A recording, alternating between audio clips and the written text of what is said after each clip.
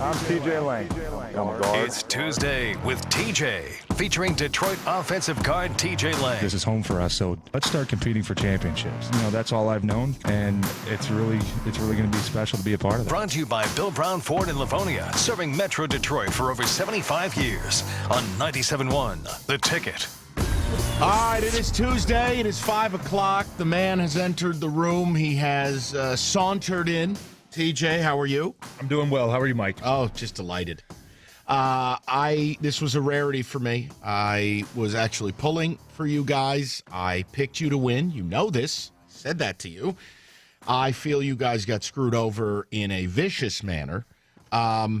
Your head coach just is a robot, and, you know, well, those are the rules. Bip, bop, boop. Now, listen, you were the first guy in the end zone when that touchdown happened. Mm-hmm.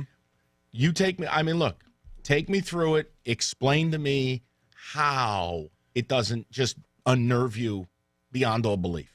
Yeah, obviously, I think it did right after the game. I mean, that was quite a sway of emotions there. Going from celebrating to game's over. Yeah, definitely disappointed with that. You know, looking at it, honestly, when they went to review it, looked up at the big screen, saw the replay, thought for a second that he might have been a little bit short. So I think a lot of us started getting ready to get lined up on the 1 yard line because I had no idea about the runoff rule. I thought they would have just placed the ball, said, hey, the clock's going to wind on the official signal and we'll get one more snap off. But, yeah, that was just never been a part of an ending like that. Never really seen an ending like that. I think, man, it was disappointing. I think the more and more I saw the replay yesterday, I kind of started to convince myself that it should have been a touchdown, and I didn't know if there was enough evidence to overturn it. But that's what I'm saying is, Teach, listen, if they call it a TD on the field, you got to have – it's got to be a no-brainer, just conclusive beyond a doubt. There's not a replay I saw where I see possession, knee, touching, short of goal. There's nothing. I just couldn't believe, and they wouldn't do it to a different franchise. They wouldn't. I mean, I would tend to agree with you. Yeah, it was, man, it was weird yesterday because when I saw the replay on the big screen, they showed it 2 or 3 times, and I was pretty convinced that we were going to have to run another play. But the more I watched it yesterday in the slow-mo, I didn't know if my mind was just playing tricks on me. Obviously, I'm pretty biased when it comes to that situation. I thought it should have been a touchdown. But you know what? It is what it is, and we can't sit here 2 days after the fact and complain about it. I mean, we got another big game coming up this weekend, so we got to move past it. I think we have, after the meetings yesterday, going through the film and obviously making a lot of the corrections. We've moved on. We can't sit here and harp about it. 248-539-9797 if you got questions for TJ. Now, TJ, we talked about this yesterday. I know this is like the most fan thing I'm ever going to say and all that. You make fun of me. You bust my balls. I don't care. But it's Caldwell after the game. Now, I know he's not going to move mountains. But please tell, I mean, did he do something different behind closed doors? Tell me he doesn't come in the locker room and do the robot routine. Well, those are the rules. We're moving on, Boop, boop, boop. Well, I think we kind of hit on it a few weeks ago when people asked, if the team kind of takes on the characteristics of the head coach, and my answer was absolutely. And after the game, I mean, there's not much you can do to come in there when guys are already upset, guys are disappointed with how the ending went. There's nothing you're going to say that's either positive or negative, angry, happy, mad, whatever, that's going to change the emotion in the locker room. Guys realize we lost the game. And I think Coach Caldwell's consistency in how he just goes about everything and addresses the team, addresses the media, I think it keeps the group consistent. Because if we're sitting here 2 days after the game and Coach is still talking about the ending and did we get screwed, did we not get screwed, then we're focusing all of our attentions on last week's game, and you're sucking the energy out of the focus we need to put into this week's game, because it's a short week, man. I know we're back on a regular schedule, but every ounce of energy you waste on thinking how the game should have been called last Sunday against Atlanta those are valuable seconds that you're taking away from preparing for Minnesota, and Coach isn't going to allow it. The team's not going to allow it. We're not going to allow it in the locker room. It is what it is. We're 2-1.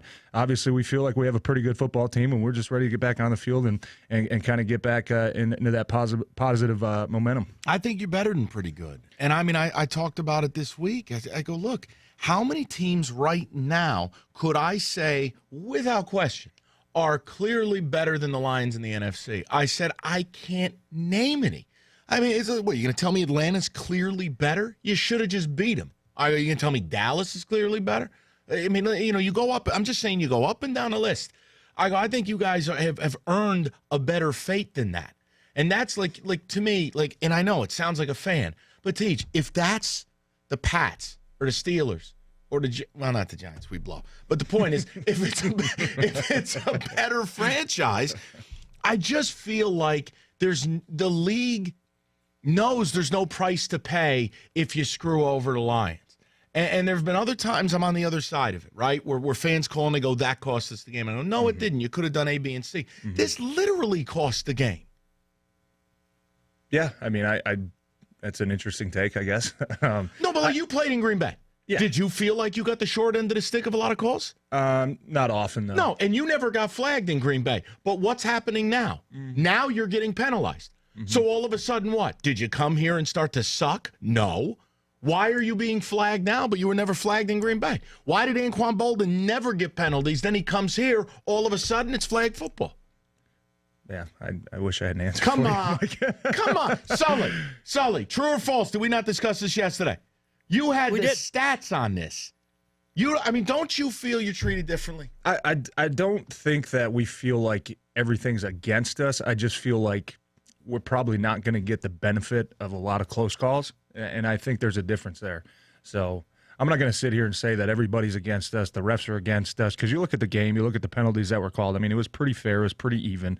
But I just, I don't think we really feel like if it's close calls, like a few of those teams you mentioned, we're probably not going to get some of those. But, it is what it is, man. We can't control the officiating. We can only control how we play it and how we perform during the course of the game. And I think there was, you could point to many different plays in that game that it kind of swayed it away from us. I mean, our defense did a great job taking the ball over, and offensively we go out, go 3 and out, or give them the ball right back, or have to settle for a field goal multiple times in the red zone. I think you could point at a number of different things that happened in that game besides the last play that we wish we could have done a little bit better and not put ourselves in the situation to where the referees have to make a call to end the game.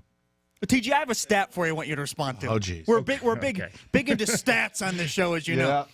How about this? No, Dennis, not that. This. You had 4 penalties all last year in Green Bay. You already have 4 this year in Detroit. And to prove that it's not just you, Anquan Bolden had 8 last year in Detroit in 2016. He only had 1 in San Francisco in 2015. That's a trend. That's a pattern there of Lions being penalized more. It's the same person, different team with 2 different examples of different guys. Put that on Caldwell's desk and then light a laundry cart on fire. Well, I think, the thing yesterday, I was pretty disappointed with that penalty they called because it stalled out the drive there in the, our first drive in the first quarter. But, I think at the same time, I think it was a little bit ticky-tacky call. I also was kind of upset at myself realizing that put in that situation where, the ball, there wasn't a whistle, I'll say that, but put in a situation, those refs are really kind of dialed down the last few years on guys hitting guys around the pile, because then it usually starts a fight, and then they usually get the aggressor in that situation. So I've been in that situation before, and I've just got to be smarter. I know that, but I guess I just have to play with a little bit better technique. I mean, we talked about the one in New York last week, which blatant cheap shot. That was just disgusting.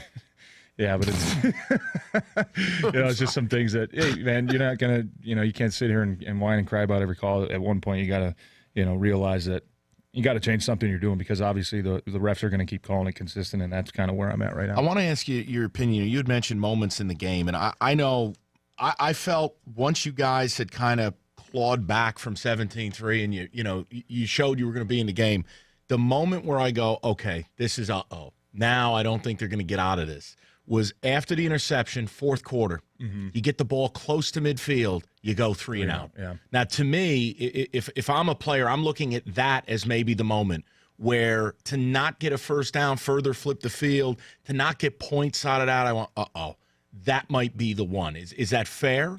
I think we definitely felt like we let a big opportunity slip through our hands there, because we were we had an opportunity to go down, score a touchdown, take the lead, kind of really put the pressure on them, get into our style of football where, we weren't running the ball effectively, but I think we've shown throughout the first 2 weeks that we get a lead in the fourth quarter, we run the ball. I think we can really wear teams out. That was a situation that I think we realized that we need to take advantage of those a whole lot better than just going 3 and out when we get a huge turnover, when the defense is playing great, and we just can't go out there and lay an egg. So that's something that obviously we want to be better at moving forward. What is your take now that you've been here a few weeks and now you've fully seen the late game Stafford voodoo curse where he's able to just always seemingly get down the field? I said yesterday, if there was a draft, QBs under 2 minutes, no timeouts, and I got to get down the field, it'd go Brady, Rodgers, Stafford. I mean, this dude has got to be one of the 3 best in the league at this. I don't know if there's a stat for that, Sully. Late game. I mean, Tej, is there something to this? Like certain guys can just do it late and others can't?